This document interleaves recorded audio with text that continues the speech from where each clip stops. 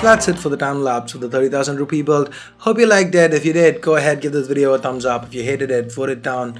Guys, I will be coming out with more videos on this build.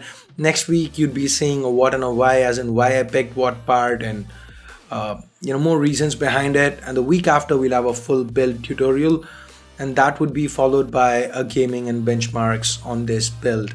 If there's anything else you'd want to see, let me know in the comments below. And a point worth mentioning here, I will be leaving direct links to purchase all the parts I used for this build from Amazon or Flipkart in the description below.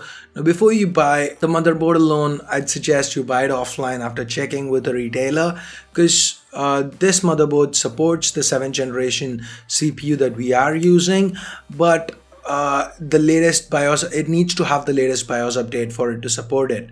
If it doesn't have the latest BIOS update, you will have to use a 6th generation CPU to get it to boot, update the BIOS, after which 7th gen chips will work without any issues. So that's why if you're buying it from offline, seller, you could probably talk to them and figure out if it's got the latest BIOS, or get them to use a chip they have lying around to update it and give it to you. Order it online, that might be a little bit of an issue. Just wanted to point that out. The later you're seeing this video, maybe if you're seeing this from a month from now or whatever, it shouldn't be a problem, because the new motherboards that are shipping would come with the latest BIOS pre-installed. So the latest BIOS update rolled out in the first week of December, just to give you guys some idea. That's it. If you haven't subscribed yet, hit that subscribe button down below.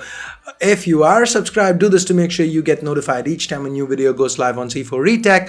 Thanks a lot for watching. Till next time, this is Ash here from C4Retech signing off. You guys have a great day. Bye bye now.